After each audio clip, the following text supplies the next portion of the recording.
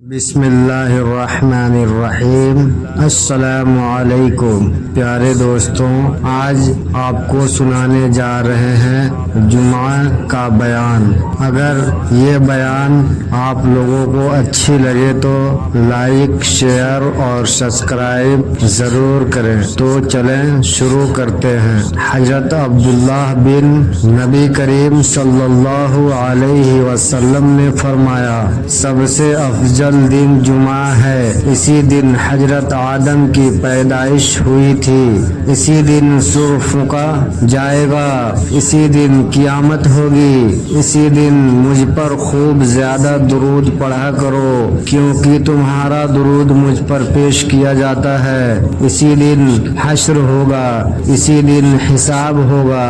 اس دن کے آخر میں ایک گھڑی ایسی ہے جس میں بندہ اللہ تعالی سے جو دعا کرے وہ قبول ہو جاتی ہے۔ حضرت عائشہ رضی اللہ عنہا سے روایت ہے کہ جمعہ پڑھنے کے لیے لوگ اپنے گھروں اور بلندی والی جگہوں سے ایسے کپڑے پہنے ہوئے آتے تھے کہ ان پر گرد و غبار پڑی ہوئی ہوتی تھی اور ان سے بدبو بھی آتی تھی۔ ان میں سے ایک آدمی رسول کریم صلی اللہ علیہ وسلم کے پاس آیا، حالانکہ آپ میرے پاس تھے، تو رسول کریم صلی اللہ علیہ وسلم نے فرمایا، کاش کہ آج کے دن کے لیے تم زیادہ پاکی حاصل کرتے، یعنی نہا دھو کر صاف ہوتے۔ حضرت ابو ہریرہ رضی اللہ عنہ سے روایت ہے کہ رسول کریم صلی اللہ علیہ وسلم نے فرمایا، جس بہترین دن میں سورج نکلتا ہے وہ جمعے کا دن ہے۔ اسی دن آدم علیہ السلام کی پیدائش ہوئی، اسی دن آدم علیہ السلام جنت میں داخل کیے گئے، اسی دن وہ جنت سے نکالے گئے اور قیامت بھی جمعے کے دن قائم ہوگی۔ حضرت ابو ہریرہ رضی اللہ عنہ سے روایت ہے کہ رسول کریم صلی اللہ علیہ وسلم نے فرمایا، جو آدمی غسل کرے پھر جمعہ کی نماز پڑھنے کے لیے آئے تو جتنی نماز خطبے سے پہلے اس کے لیے مقدر تھی اس نے پڑھی، پھر وہ خاموش بیٹھا رہا یہاں تک کہ امام اپنے خطبے سے فارغ ہو گیا، پھر امام کے ساتھ نماز پڑھی تو اس کے ایک جمعے سے دوسرے جمعے کے درمیان کے سارے گناہ معاف کر دیے گئے اور مزید 3 دنوں کے گناہ بھی معاف کر دیے گئے۔ حضرت سلمہ بن عقبہ رضی اللہ عنہ سے روایت ہے کہ ہم رسول اکرم صلی اللہ علیہ وسلم کے ساتھ جمعے کی نماز پڑھ کر اب واپس لوٹے تھے تو دیواروں کا سایہ نہیں ہوتا تھا جس کی آڑ میں ہم سایہ حاصل کر سکتے۔ جمعے کی نماز اول وقت میں سورج کے ڈھلنے اور فوراً بعد جلدی پڑھنی چاہیے۔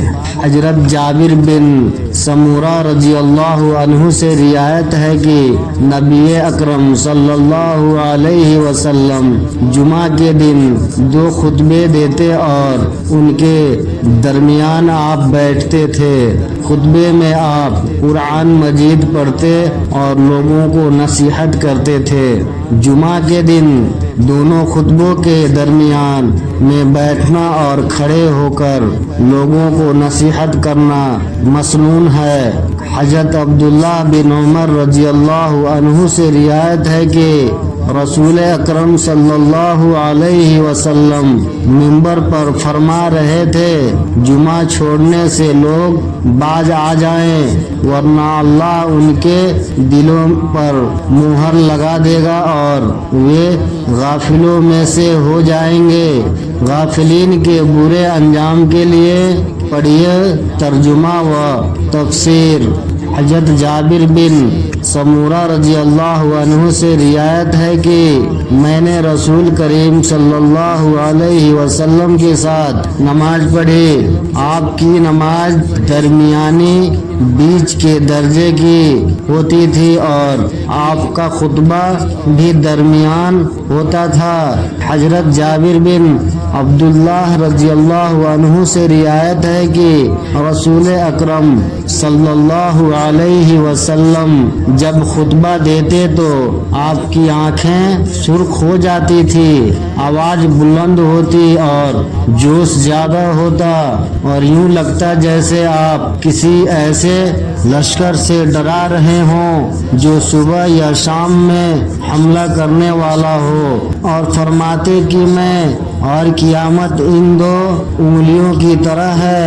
پھر آپ شہادت کی اور درمیانی انگلی کو ملاتے اور اللہ کی تعریف و ثنا کے بعد فرماتے، یاد رکھو بہترین بات اللہ کی کتاب ہے اور بہترین قابل نقل سیرت محمد صلی اللہ علیہ وسلم کی کتاب ہے، سیرت ہے۔